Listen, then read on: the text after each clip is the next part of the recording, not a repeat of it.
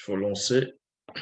Donc, comme vous le savez, euh, ici nous allons parler d'un sujet qui touche beaucoup de personnes, beaucoup de formes de spiritualité dites révélées et de religion. C'est sur l'âme. C'est quoi l'âme? Qu'est-ce qu'une âme? Quelle est l'origine de l'âme? Parce que beaucoup de personnes parlent de l'âme sans savoir exactement c'est quoi l'âme. Ceux qu'on appelle les témoins du démon, c'est-à-dire les témoins de Jéhovah, vous disent que l'âme n'est pas immortelle, que l'âme, eux, ils disent que l'âme meurt, et bon, que l'âme c'est le corps. Vous voyez, pour eux, l'âme, c'est le corps. Pour les témoins de Jéhovah, l'âme, c'est le corps. C'est écrit ainsi dans les versions des Bibles des témoins de Jéhovah, dans la traduction du Monde Nouveau, dans Ésaïe, chapitre 1, verset 14, où il est dit que Jéhovah a une âme. Donc, ici, nous allons parler de l'origine de l'âme. Qu'est-ce que l'âme? Donc, pour cela, nous allons aller dans Origine. Origine, chapitre 1, verset 20. C'est Bible, la seule version authentique. Donc, dans Origine, chapitre 1, verset 20, il est dit ici, Loba, par la manifestation de sa volonté, ordonna, virgule, et sa parole vivifiante entra au sein des eaux. Donc, océan, il y a virgule ici, sous forme organique, et cela fut le commencement dans le visible des premières formes de vie dotées d'une âme vivante. Il y a point. Donc, on vous apprend ici que les toutes premières formes de vie dotées d'une âme, vous voyez, bon, les premières créatures qu'on pouvait voir, donc visiblement, qu'on pouvait toucher, c'était d'abord, c'était des créatures qui émanaient du grand Mangamba, c'est-à-dire l'eau primitive, l'océan du début. Et c'était des âmes vivantes. Est-ce que vous comprenez? C'était des âmes vivantes. Donc, si vous voulez savoir, le premier monde, parce que beaucoup de personnes confondent, ils vont essayer de dessiner le jardin d'Éden, ils vont dessiner le paradis, ils vont parler du le paradis perdu, ils vont parler de la mythologie ou bien de l'histoire de l'épopée de Gilgamesh. Chacun va essayer de raconter une histoire. Donc, en fonction de la connaissance livresque déjà falsifiée. Donc ici, le premier monde, c'est-à-dire Wuma Munyenge dans le paradis terrestre, c'était un plan astral, premièrement. Donc, ces animaux ici, certes, ils avaient des corps visibles, physiques, mais ces animaux vivaient la condition de l'âme. Ils vivaient ici dans le plan astral, parce que c'était des âmes vivantes. Donc, dans Origine, chapitre 1, verset 26, il est dit ici, la manifestation de la volonté de l'homme continuant ensuite à déclarer par le moyen de son verbe de créer un être dans la septième manifestation de la nature invisible et visible, semblable aux êtres, donc c'est-à-dire vie, issue d'au-delà du grand voile non visible qui aurait la capacité de vivre la condition visible, donc point. Le résumé ici, c'est quoi? C'est que Loba, par la manifestation de Mpoli, c'est-à-dire sa volonté, vous le dites, va déclarer par Eyala son verbe de manifester un autre être vivant qui sera différent de ces premières formes de vie donc astrale, âme vivante, dont on a fait allusion dans Origine chapitre 1 verset 20, dans Origine chapitre 1 verset 26, il y a une autre forme de vie qui va se manifester dans le visible et on va donc, c'est à partir de cette personne que vous allez avoir, euh, euh, on va dire, l'origine même de l'âme. Qu'est-ce que l'âme? D'où provient l'âme? C'est quoi l'âme? Est-ce que l'âme, on peut toucher à l'heure actuelle? Est-ce qu'on peut toucher l'âme physiquement? Est-ce que quand vous passez à l'aéroport, bien vous faites un scanner dans les hôpitaux, euh, les radios, ainsi de suite, vous passez même à l'aéroport pour qu'on puisse, quand on scanne peut-être les valises, ainsi de suite, est-ce qu'on arrive à voir vos âmes? Est-ce qu'on arrive à voir l'âme de quelqu'un? Donc, comme je dis dans Origine, chapitre 1, verset 26, il est dit, la manifestation de la volonté de l'homme continue ensuite à déclarer par le moyen de son verbe de créer un être dans la septième manifestation de la nature invisible et visible, semblable aux êtres, c'est-à-dire vie issus d'au-delà du grand voile non visible, qui aura, non, plutôt qui aurait la capacité de vivre la condition visible. Il fallait que cet être, vous voyez, donc, esprit de l'homme, donc, cet être-là, c'est l'esprit de l'homme qui est Moto, celui qu'on va appeler dans les Bibles classiques sous la personne d'Adam, mais son vrai nom, c'est Moto. Moto, selon les biblistes et selon le monde chrétien, et selon les croyants et d'autres formes de religion, et ils disent que euh, Adam a eu uniquement l'existence dans, c'est-à-dire dans le jardin d'Éden, sur la terre, dans le visible, dans le monde. Et ça, c'est faux. Et c'est ce qu'ils essaient d'expliquer dans les Bibles classiques, que le premier homme est terrestre et le second homme est spirituel, en parlant, selon les épîtres de Paul, dans les Corinthiens, dans les Bibles classiques, remplies de mensonges. Or, la vérité, elle est tout au contraire ici. Ça veut dire quoi? Le premier homme, donc, premièrement, il est spirituel. Est-ce que vous comprenez? Le premier homme, donc, Moto, est la dernière entité du grand ordre des choses qui étaient manifestées. Et cet homme, ce dernier esprit, on va l'envoyer sur la terre pour accomplir une mission dont j'avais déjà expliqué c'était quoi sa mission sur la terre. Donc, pour sa mission, il ne devait pas venir spirituellement en tant qu'esprit pur, en tant qu'entité dans le visible. Il devait porter un corps qui correspond au visible, parce qu'il y a le corps qui correspond au spirituel, il y a le corps, c'est ce qu'on appelle le corps spirituel, il y a un corps qui correspond astral, c'est ce qu'on appelle l'âme dans le corps astral, il y a un corps qui correspond au visible, donc opaque, donc solide, c'est le corps physique dont vous pouvez voir ici.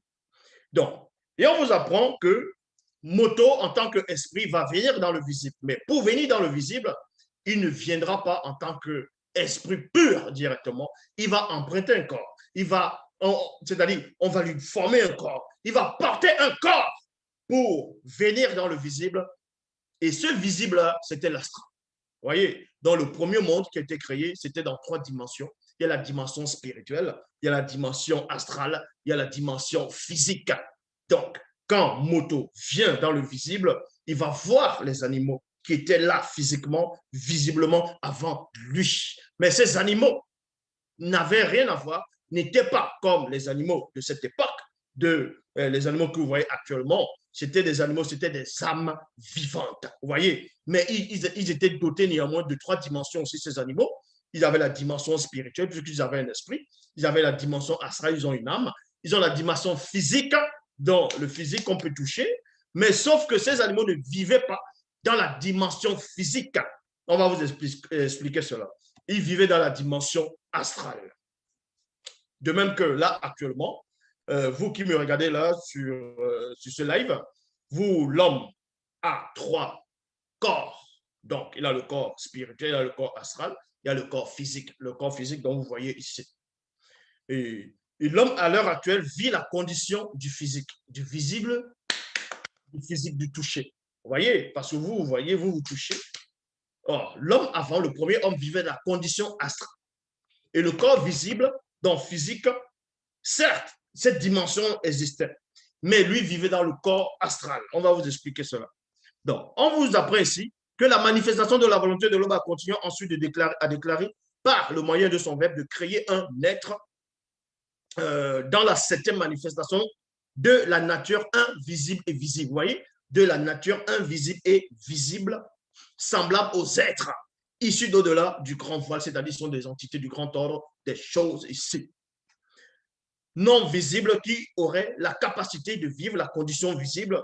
Il fallait que cet être, donc esprit de l'homme, puisse avoir un support afin de vivre la condition du visible dans son état conscient. Donc, le temps ici, là, c'est un lien entre l'esprit et le corps. Un lien entre l'esprit et le corps, premièrement. C'est ce lien-là. Il serait le seul être visible à pouvoir voir de lui-même les entités du grand ordre des choses en vivant consciemment et librement au milieu de leur présence, mais c'est-à-dire quand elles apparaîtront dans le visible. Il y a 2 points ici. Donc, on vous apprend que les animaux qui étaient en Éden ne pouvaient pas voir les entités directement si eux ils voulaient.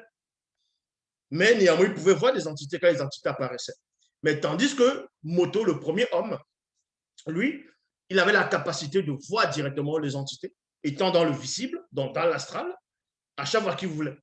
Vous voyez? Donc, et on vous apprend ici, comme je dis, il serait le premier être visible à pouvoir voir de lui-même les entités du grand ordre des choses en vivant consciemment et librement au milieu de leur présence quand elles apparaîtront dans le visible dimension du lien, c'est-à-dire âme, donc c'est-à-dire l'astral, et dimension visible, donc corps physique semi-astral. Et là, vous allez comprendre le mécanisme tout à l'heure. C'est quoi l'âme? Donc, le premier homme, on va le créer en tant qu'âme. Voyez, le premier homme, il vient dans le visible en tant qu'âme vivante pour accomplir une mission.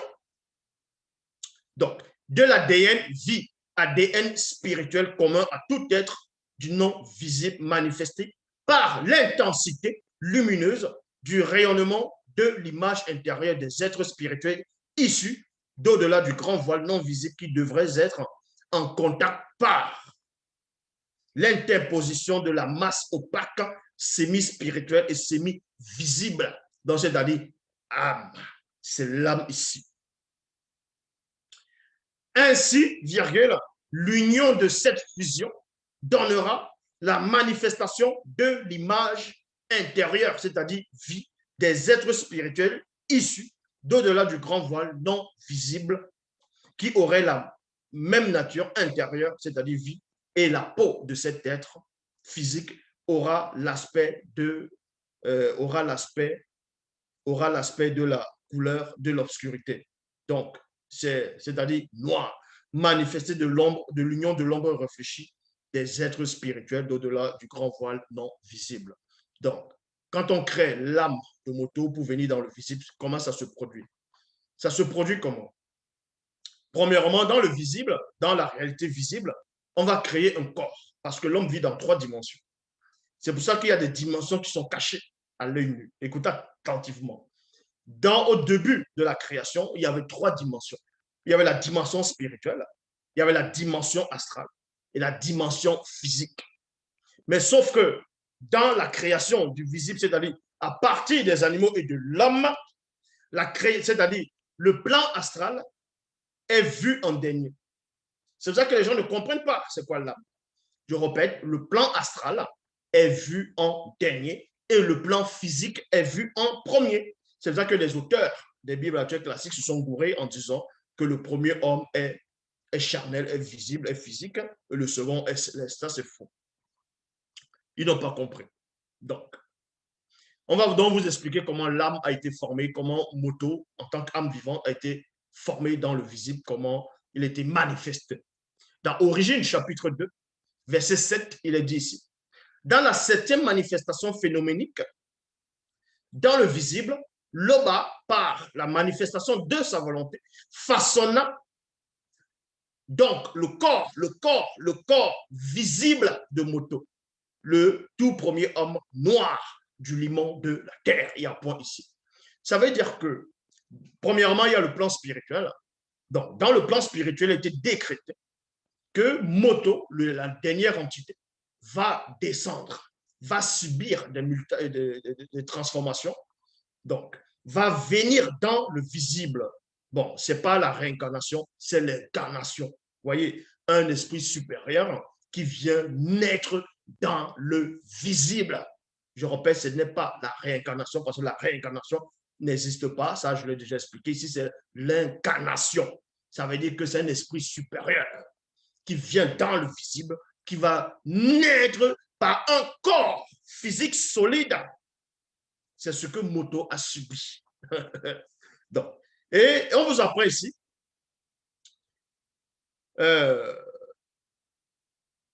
donc, Moto va se manifester dans le visible ici. Quand Moto va venir, on va d'abord former le corps physique, donc le corps solide, à partir du limon de la terre, donc une boue noire, à partir du solide. Mais sauf que cette réalité-là, elle est cachée. Est-ce que vous comprenez? Cette réalité existe, mais elle est cachée. pour une loi, c'est-à-dire pas un destin, pour quelque chose qui doit s'accomplir plus tard. Et ensuite, quand le corps physique est formé, l'esprit de moto va se manifester dans le visible, sans cela ou même dans le Bible classique, on dit que Dieu a soufflé dans les narines de l'homme et l'homme devient une âme vivante ou bien un être vivant. Donc, l'esprit de moto, certes, va subir néanmoins une sorte de dépouillement. Est-ce que vous comprenez? L'esprit de moto va subir une forme, une sorte de dépouillement. Parce que si moto n'avait pas subi ce dépouillement, il n'allait pas pécher dans la réalité non connue. Ça, c'est une révélation. Donc, quand l'esprit de moto va se manifester, néanmoins, en se manifestant dans le visible, il a quand même un esprit majuscule, c'est-à-dire un E majuscule, par rapport aux êtres qui sont là. Parce que lui, il est en premier par rapport à tous ces animaux en tant qu'esprit, dernier esprit créé dans le grand ordre des choses. On va insuffler l'esprit de moto, c'est-à-dire moto va descendre, il va emprunter ce corps physique dans le corps solide, et en empruntant ce corps solide, en entrant dans le corps solide, qu'est-ce qui va se former? C'est là où c'est l'âme qui se forme. Donc, l'union de l'esprit de moto va donner naissance à l'âme de moto, un support. C'est-à-dire, c'est un autre corps. Un corps qui doit relier le monde physique solide et le monde spirituel. C'est ce qu'on appelle le monde astral. C'est l'intermédiaire, le monde astral. C'est l'âme. Donc, moto va devenir, quand moto va descendre en tant qu'esprit, et il va entrer dans un corps physique, son propre corps physique selon le visible, il va fusionner. Il y aura une sorte de fusion. Et une sorte de fusion, mais cachée. Et cette fusion va donner naissance à l'âme vivante, à Moto, qui est une âme vivante. Donc, quand on voyait Moto, dans le plan, au début, c'était l'âme qu'on voyait. Vous voyez? On ne voyait pas le physique actuel que vous connaissez. On ne voyait pas son esprit, mais on voyait l'âme. Mais néanmoins, cette âme de Moto était néanmoins composée de 3 dimensions astrales, spirituelles et solides, donc physiques. Certains vont s'embrouiller, vont dire, mais comment est-ce possible, vu qu'il était néanmoins dans le visible? Ça, on va expliquer ces choses. Donc, on vous apprend ici que dans Origine, chapitre 2, verset 7, dans la 7e manifestation phénoménique, dans le visible, Loba, par la manifestation de sa volonté, façonna donc le corps visible de Moto, le tout premier homme noir du limon de la terre. Il y a un point ici. Car avant lui, virgule, il n'avait point créé d'homme, c'est-à-dire dans le visible. Moto fut ainsi le tout premier homme de toute la création dans le plan visible et physique. Vous voyez, visible, c'est ce qu'on voit. Et physique, on voit sur le physique et c'est solide. Et dès lors, virgule, Moto devint l'homme universel. Une âme vivante, virgule, universelle, lors de sa création, la manifestation de la volonté de Loba, le créa unda, c'est-à-dire circoncis. Vous voyez, le créa circoncis. Donc, le premier homme était une âme vivante. Si vous voulez comprendre c'est quoi l'âme, l'âme, c'est l'union, c'est l'âme avec les mots d'homme. L'âme, c'est l'enfant de l'esprit et du corps. Est-ce que vous comprenez?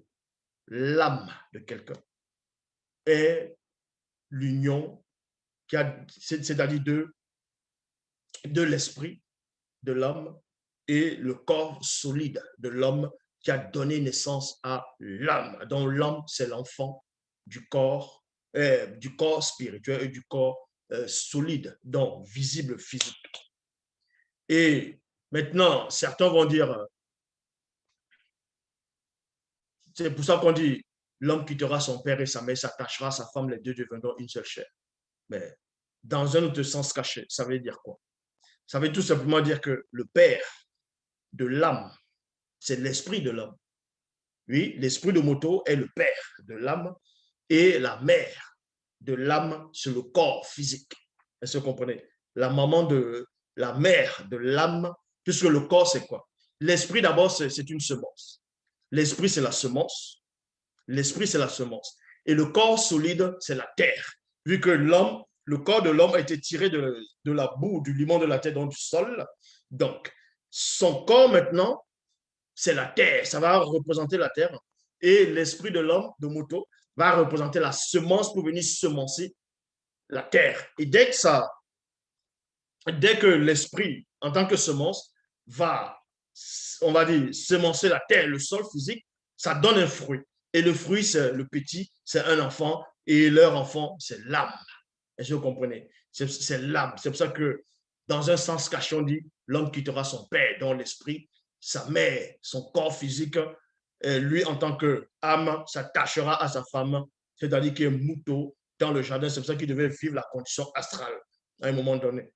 Bon, maintenant, quand on va dans la dernière entité créée, parmi toutes les entités du grand ordre des choses, dans le chapitre 1, versets 20 à 26, il est dit ici, cela se passa lorsqu'un jour, Moto plongea dans ses pensées les plus profondes, lorsqu'il observa attentivement tous les êtres semi-astro. Vous voyez, semi-astro, astro donc qui fait référence à l'âme, et semi-physique, ayant un souffle de vie qui côtoyait selon leurs espèces en Éden, en méditant sur eux, en considérant avec fascination et joie la complicité et les sentiments qui émanaient entre mâles et femelles de chaque espèce. Donc, premièrement, on va vous expliquer l'âme maintenant, comme je vous ai expliqué tantôt, je suis la toute première personne dans l'histoire de la création qui vous donne cette révélation. L'âme est l'enfant du corps et de l'esprit de l'homme. Vous voyez, l'âme est l'enfant du corps et de l'esprit de l'homme. Et maintenant, le corps astral, c'est quoi? Au départ, le corps astral a, on va dire, deux attributs. On sait qu'il y a l'attribut spirituel, l'attribut physique. Mais on ne va pas parler de tous ces autres attributs. On va même vous manifester deux attributs qui est propre à l'âme. Donc, l'âme, c'est un corps émotionnel. D'abord, premièrement, l'âme, c'est un corps émotionnel et c'est un corps de désir. Un corps de désir et un corps émotionnel. Ça, on va le donc détailler ici. Pourquoi? On va aller dans, comme ce que je venais de lire, dans le livre de la dernière histoire, c'est-à-dire Moto, la dernière entité qui a été créée, c'est-à-dire parmi les entités du grand ordre des choses. Il est dit ici, cela se passa lorsqu'un jour, Moto plongeait plutôt dans ses pensées les plus profondes lorsqu'il observa attentivement tous les êtres semi-astro et semi-physiques ayant un souffle de vie qui côtoyait selon leur espèce en Éden, en méditant sur eux, en considérant avec fascination et joie la complicité et les sentiments qui émanaient entre mâles et femelles de chaque espèce. Il y a point ici. Moto se mit à voir les entités hybrides qui sont associées aux êtres semi-astro et semi-physiques, mâles et femelles de chaque espèce, ayant un souffle de vie. Il reçut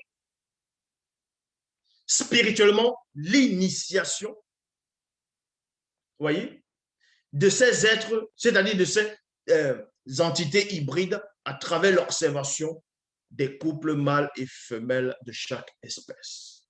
Et on vous apprend ici maintenant, c'est ainsi qu'il naquit en lui un sentiment nouveau, celui d'être conscient du facteur connu. Une émotion étrange s'empara de lui, l'émotion d'être le lien entre le lieu de passage et le lieu de passage plutôt.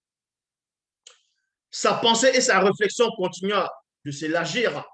Il comprit et accepta jusqu'à donner naissance à une image mentale de quelqu'un comme lui, donc la première tente du témoignage et de la rencontre.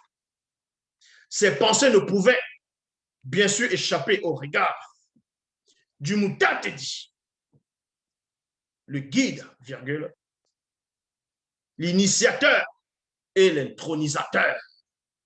Et la manifestation de la volonté de Loba déclara par Mutatedi.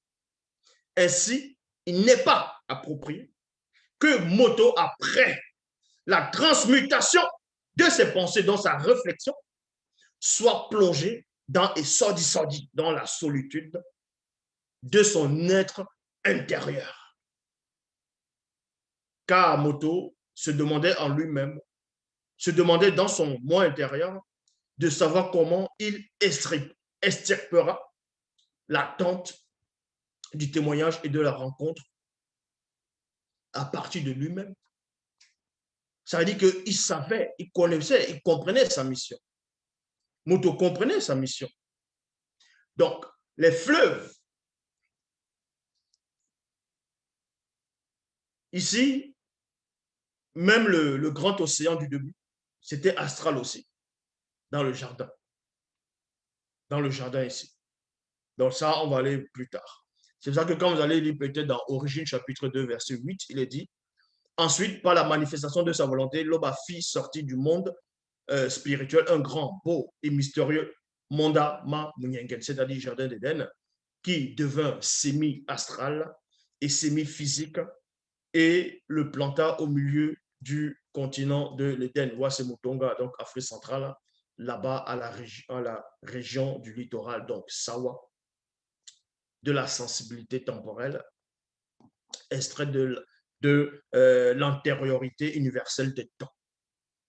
Et il plaça ce moto qu'il avait formé pour longuer la bundea, c'est-à-dire la vie éternelle. La vie éternelle. Donc, vous comprenez par là, Moto a eu un sentiment en tant qu'âme vivante. Il a eu un sentiment, celui déjà premièrement d'accomplir sa mission, de désirer qu'il voulait quelqu'un comme lui. C'est ce qu'on appelle un corps émotionnel. Un corps émotionnel. Puisque l'âme, l'enfant du corps physique et l'enfant de l'esprit de Moto, c'est un corps émotionnel. C'est un corps émotionnel et un corps de désir. Et ça, on va vous montrer. C'est pour ça que l'âme a tout le temps besoin de désirer, de désirer, de désirer. Vous voyez, c'est un corps de désir, un corps émotionnel. Pourquoi? On va dans Job, dans Temoussia chapitre 10 au verset 1, il est dit, mon âme est dégoûtée de l'existence du visible. Je donnerai libre cours à ma plainte. Je parlerai dans l'amertume de mon âme. Donc, vous voyez, c'est un corps émotionnel. L'âme ressent des émotions. Ça ne veut pas dire que l'esprit ne ressent pas les émotions. Mais ici, on parle de l'âme. Ici, l'enseignement, c'est sur l'âme. Donc, l'âme, c'est un corps émotionnel. C'est pour ça que quand on dit ici, mon âme est dégoûtée. Il ressent une émotion de l'existence visible.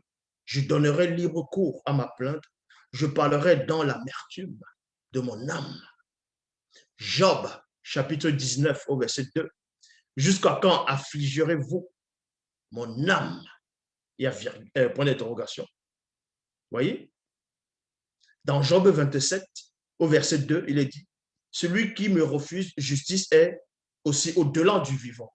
Mon âme qui est remplie d'amertume est vivante.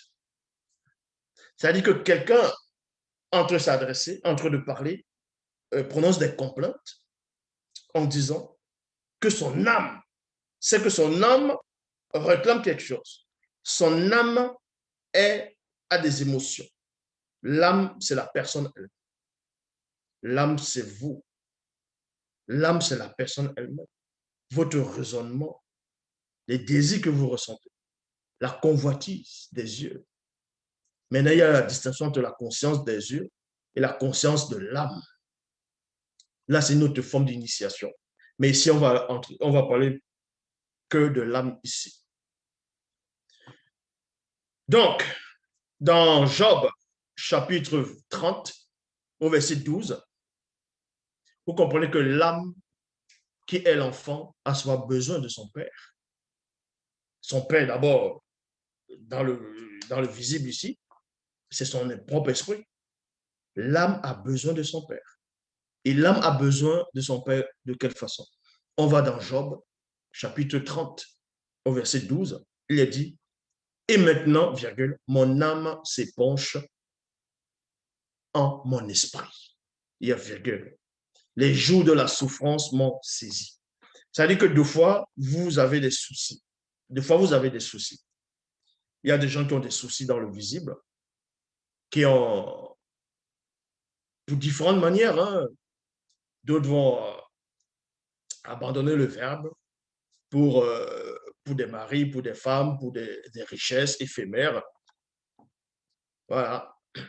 D'autres vont abandonner, d'autres vont être sournois. Bref, ensuite, il y a beaucoup de choses qui vont se produire. Donc, quand vous êtes affligé, quand vous êtes affligé, à un moment donné, vous êtes dans une sorte de méditation. Non pas que parce que vous voulez méditer, mais il y a une sorte de poids qui vous saisit. Et là, vous vous mettez à penser à vos problèmes. À quelque chose vous touche. C'est-à-dire qu'il peut y avoir une séparation entre un homme et sa femme. Et maintenant, elle te barre, elle dit, bon, c'est fini. Ou bien l'autre, dit, c'est fini. Après, l'été approche. Et ils appellent l'été approche. Tu dis, mais tu vas rester sans femme. Quand tu vois les jeunes filles, tu commences à voir les filles, tu dis, mais peut-être qu'elle est là ou elle est peut-être avec un autre gars. Tu commences à avoir le chagrin. C'est-à-dire que ton âme est abattue. Ton âme ressent cela. Maintenant, tu vas aller t'isoler dans tes pensées. Tes pensées maintenant, c'est quoi? C'est que ton âme là va aller se réfugier chez son père qui est son propre esprit, premièrement. Donc, l'âme va aller s'affiger là-bas. C'est pour ça que deux fois, non pas que, parce qu'il y a la méditation volontaire, il y a la méditation involontaire, dont vous n'êtes pas conscient. Quoique c'est volontaire dans un sens caché, mais involontaire parce que vous n'êtes pas initié par rapport à ça. C'est-à-dire que vous êtes là, allez, boum, vous mettez à méditer, et dans cette méditation, il y a une sorte de conseil, il y a une sorte de solution qui vient dans la tête, ou bien non, une voix qui dit ne pense plus à ça, ne fais plus ça, il y a une sorte de, vous voulez un soulagement à l'intérieur de votre propre réflexion, c'est parce que votre âme est abattue, va vers son Père, qui est son propre esprit. Est-ce que vous comprenez? Puisque ne va pas vers son corps physique, parce que le corps physique aussi est affligé. Donc l'âme ne veut pas souffrir autant, va aller vers l'esprit, pour que l'esprit le fortifie. C'est pour ça qu'il est dit, comme j'ai lu dans Job, chapitre 30, au verset 12, « Et maintenant mon âme s'épanche en mon esprit, virgule, les jours de la souffrance m'ont saisi. » Vous voyez, les jours de la souffrance, donc c'est les calamités, les tribulations, ainsi de suite, qui l'ont saisi, qui a assailli cette âme-là. Et l'âme-là, maintenant, va se réfugier à l'esprit.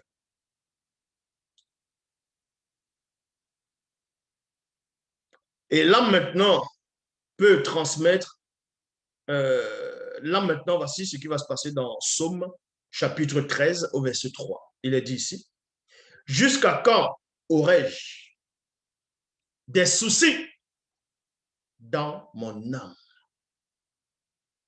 Jusqu'à quand aurais-je des soucis dans mon âme? » Il y a virgule. Et chaque jour, des chagrins dans mon cœur. Point d'interrogation. Ça veut dire que l'âme peut souvent transmettre ses émotions de douleur à votre cœur physique, donc à la maman. Eh oui, à la maman. C'est pour ça que deux fois, à force que votre corps physique va absorber la douleur de l'âme, votre corps se dégrade. Vous vieillissez vite. Vous voyez, il y a des rides qui apparaissent. Et c'est ce qu'on appelle, vous avez des soucis. Mais posez-vous la question, qui c'est qui a des soucis? Qui c'est qui a des soucis? Quand quelqu'un va au travail, quand quelqu'un va au champ, quand quelqu'un veut s'en sortir, il veut s'en sortir pour qui? C'est pour qui il veut s'en sortir? Tu te lèves le matin pour aller manger, pourquoi? Est-ce que c'est ton âme qui mange la nourriture solide? C'est ton corps physique qui mange. Donc, toi, en tant que fils de ton corps, tu dois être avec ta maman, ton corps, pour aller nourrir ton corps. Et tu nourris aussi mentalement. Est-ce que vous comprenez? Donc, l'âme, quand elle est attristée, et que deux fois, elle n'arrive même pas à aller vers l'esprit, son propre esprit, elle transmet la douleur au corps. C'est pour ça que ceux qui ont souvent, certains ont peut-être subi les chagrins d'amour, la déception, l'escroquerie, plein de choses comme ça. Il y a souvent deux consciences qui vont s'enfanter. Il y a la conscience du cœur. Vous sentez que votre cœur, vous avez mal au cœur. C'est-à-dire émotionnellement, vous avez mal parce qu'il y a une rupture, il y a eu quelque chose qui s'est passé. Votre cœur, vous sentez la peine. Vous ne voulez même pas manger, vous ne voulez même pas sortir, vous voulez pas, vous êtes blessé. Tandis qu'il y a une autre conscience dont vous pensez que ça vient du cerveau, est plutôt libérée, mais est en train de chercher des solutions pour que le cœur ne ressente plus ça. Donc, il y a deux consciences qui sont en train de lutter. Ça, vous le ressentez visiblement et émotionnellement. Mais ce qui se passe de l'autre côté, c'est que le cœur qui est affligé, c'est l'âme qui est touchée, donc il transmet cela au corps physique. Et le lien maintenant part, vous allez ressentir ça par le cœur, dans la conscience du cœur. Maintenant, l'esprit maintenant va néanmoins alimenter l'âme par un autre canal que vous allez ressentir dans ce qu'on va appeler le point sensible dans le cerveau. Vous voyez, pour une sorte de consolation. Et maintenant, si vous demeurez longtemps dans la tristesse, dans cet état d'esprit, c'est parce que votre corps physique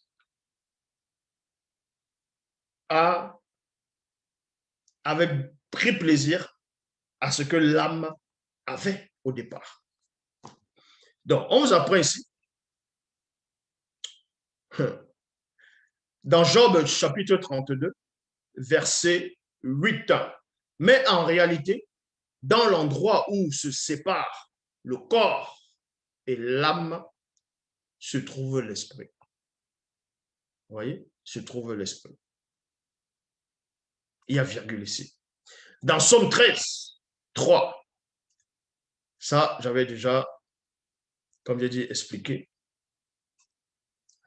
Donc, dans Koudoumane, chapitre 55, au verset 7, il est dit, il est dit alors, deux points, mon âme est triste. Mon âme est triste jusqu'à la mort de mon corps visible. Mon âme est triste jusqu'à la mort de mon corps visible, c'est-à-dire son corps physique. L'âme de Koudoumane était triste. Parce que l'âme de Koudoumane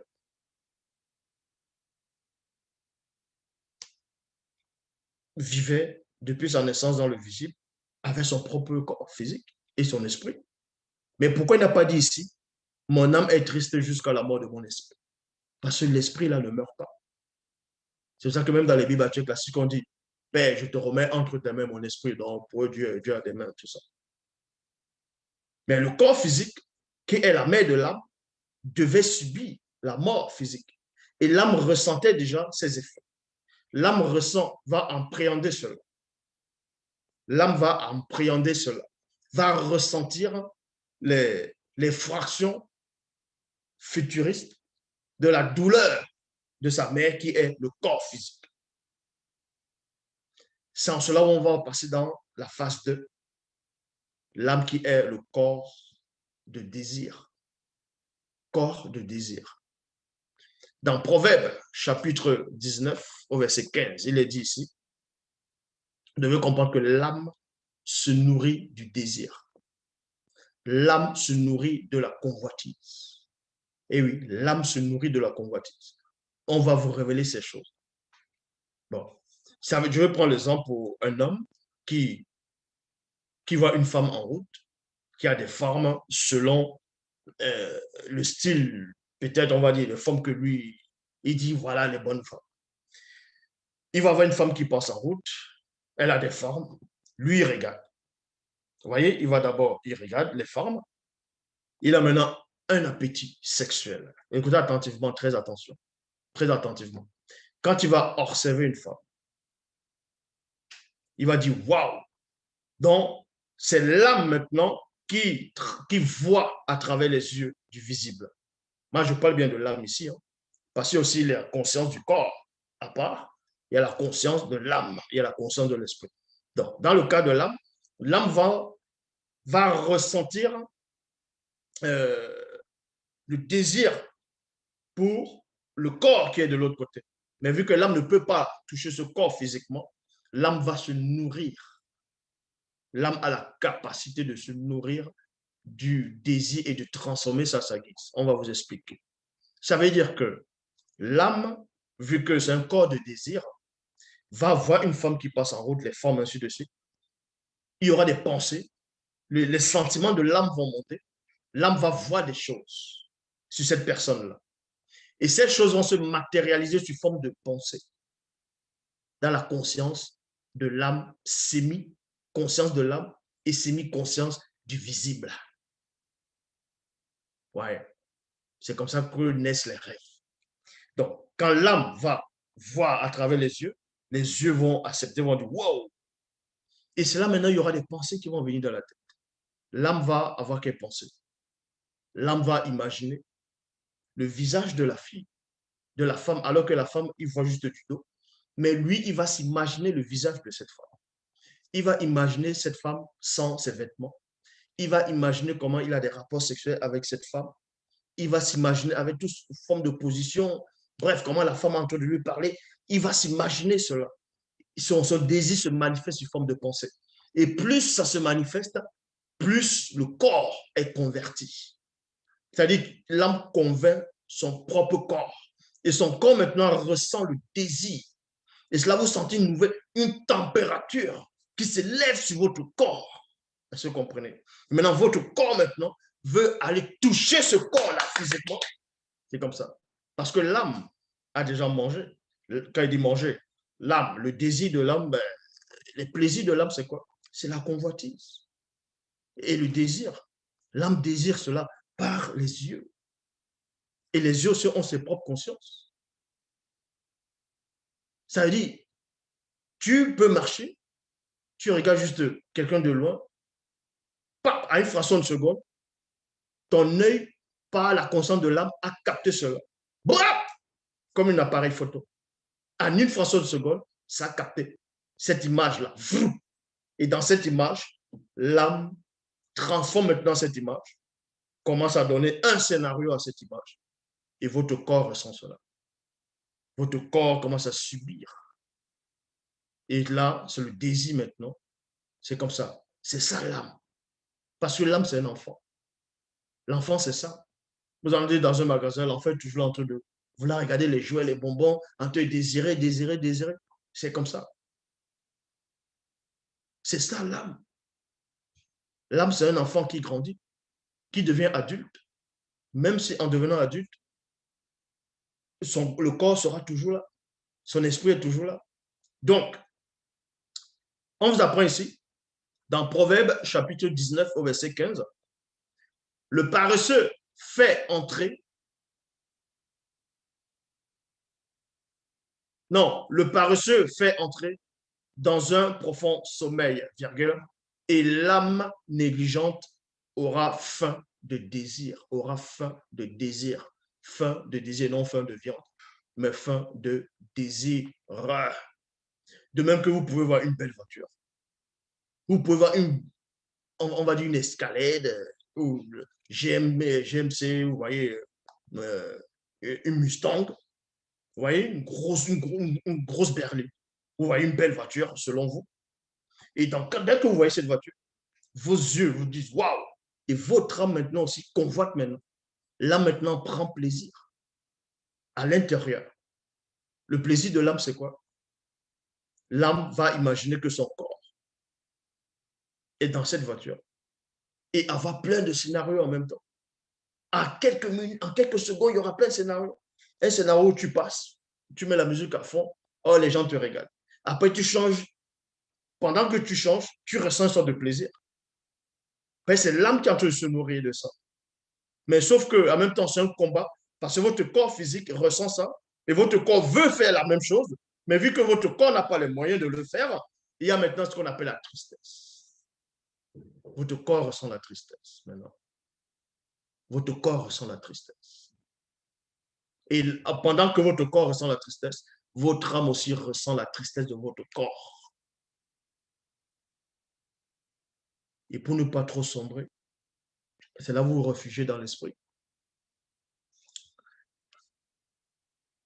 Donc, dans Ecclésiaste, chapitre 2, verset 10, il est dit, tout ce que la conscience de mes yeux avait désiré en capturant l'essence de la convoitise, virgule, je ne les ai point privés, je n'ai refusé à mon cœur aucune joie, car, car, car mon âme prenait plaisir à tout mon travail. Et c'est là ma part qui m'est revenue. Vous voyez, c'est toujours l'âme qui est derrière.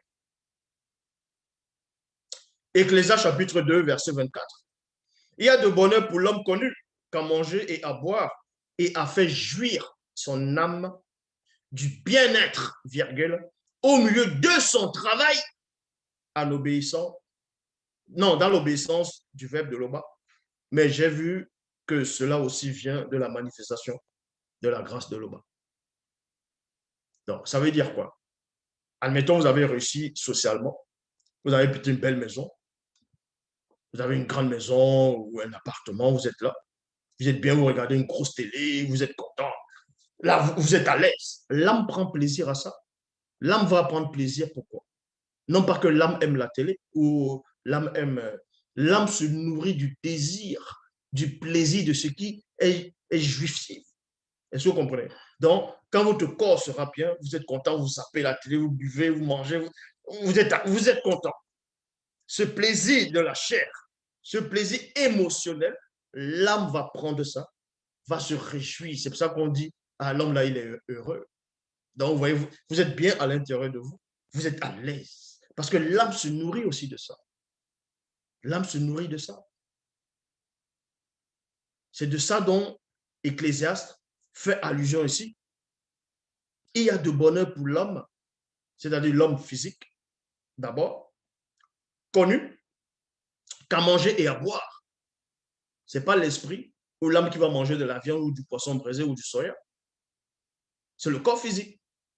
Donc, il y a de bonheur pour l'homme connu qu'à manger et à boire.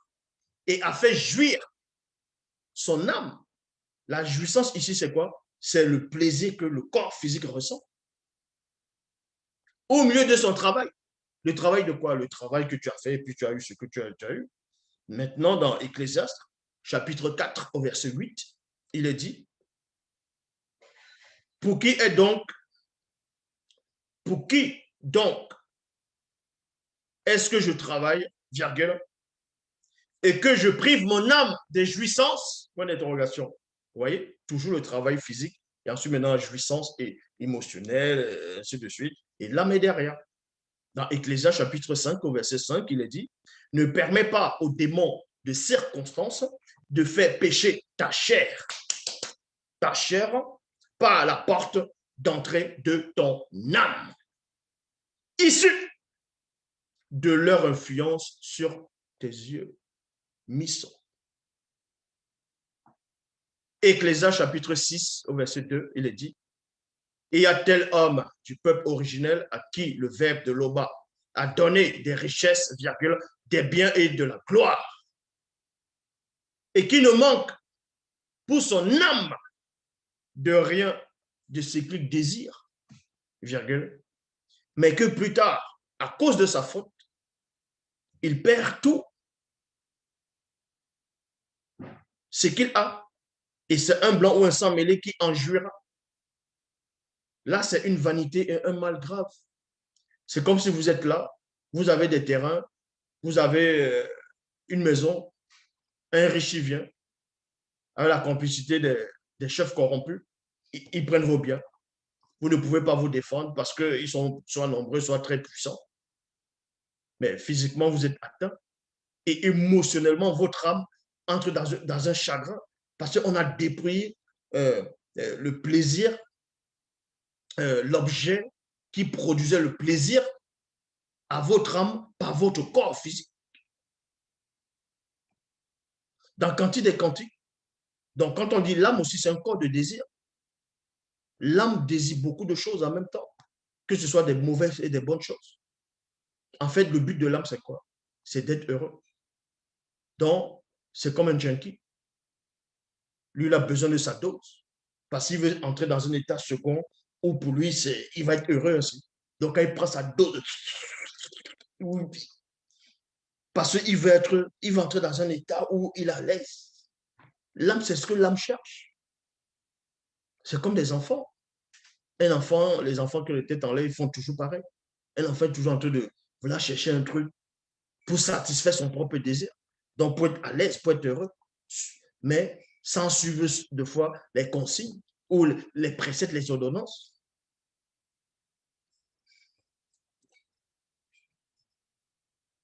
Donc, dans Cantique des Cantiques, chapitre 3, verset 4, non, verset 1 à 4, il est dit, sur ma couche, pendant les nuits, j'ai cherché celui que mon cœur aime. Mon cœur aime. Je l'ai cherché et je ne l'ai point trouvé au-dedans de lui. Alors, hors de mon corps physique, je suis entré dans l'astral. Vous voyez? Je suis entré dans l'astral. Le jeu, là, c'est qui? Ce n'est pas le corps physique. Le corps physique n'entre pas dans l'astral. L'exception, la seule exception, c'était au début de la création. Mais c'était séparé. C'est pour ça que quand l'homme, le premier homme, il pêche, quand il chute, on le fait sortir de ce qu'on va appeler le jardin d'Éden. Donc, il y a une sorte de... il a muté, vous voyez? C'est-à-dire, il est devenu muable. Bra! L'homme s'est égaré dans la chair. Donc, ils sont devenus chairs. Donc, ils sont entrés dans la dimension solide. Parce qu'avant, ils étaient dans la dimension astrale. Quand ils ont chuté, on les a mis dans la... C'est-à-dire, c'est la dimension solide. Donc, le corps physique, c'est ça qui est revenu. C'est ça qui a fait surface. Donc, l'âme s'est dissimulée à l'intérieur et le solide a apparu. Et c'est ce que vous vivez actuellement. C'est ce solide ici. Le toucher. Le solide. C'est ça le solide. C'est la condition de la chute. Donc, l'homme est égaré dans la chair. Et on vous dit ici, je l'ai cherché, je ne l'ai pas trouvé. Et j'ai fait le tour de la ville dans les rues et sur les places. Je cherchais celui que mon cœur aime. Je l'ai cherché, je ne l'ai point trouvé. Les veilleurs qui font la ronde dans la ville m'ont rencontré. Avez-vous vu l'âme de celui que mon cœur aime? Point d'interrogation. À peine les avais-je passés, que j'ai trouvé celui que mon cœur aime, je l'ai saisi et je ne l'ai point lâché jusqu'à ce que je l'ai ramené sur notre couche, c'est-à-dire dans le visible, solide, physique. C'est pour cela qu'il est dit dans Essombe, chapitre 10 au verset 13. Chapitre 10 au verset 13. Mais revêtez-vous plutôt spirituellement du Verbe et n'ayez pas soin de la chair pour en satisfaire les convoitises de l'âme livrée en elle-même dans Dali, c'est-à-dire Pierre, chapitre 1, verset 36. Il est dit, je vous le demande, mes chers amis, vous qui êtes de passage et exilés plutôt dans le visible, de l'après-chute, gardez-vous des passions de l'âme qui font la guerre dans votre esprit et votre corps. Voilà l'enseignement d'aujourd'hui. Loba se glorifie toujours. Donc, le résumé, c'est l'âme, c'est l'esprit qui va représenter l'homme. et le corps physique, dont l'esprit va représenter, l'esprit c'est l'homme dans la création par rapport à l'homme. L'esprit c'est l'homme, c'est le père, qui est en même temps la semence, et la femme, donc la mère, le corps physique solide, va représenter la terre. C'est pour ça que le corps a été fait partie de la terre, du limon. Et l'esprit va introduire dans, c'est-à-dire va semer, c'est la semence qui va entrer, et va donner naissance à un corps de désir. Vous voyez? Va donner un corps de désir et un corps émotionnel. C'est ce qu'on appelle l'âme. Et pour cela qu'on dit, l'âme qui pêche, c'est elle qui mourra. Et l'âme, c'est vous, mais égaré dans la chair. Le bas se glorifie toujours. Donc, pour les questions-réponses, vous savez où poser vos questions. Donc, à plus tard.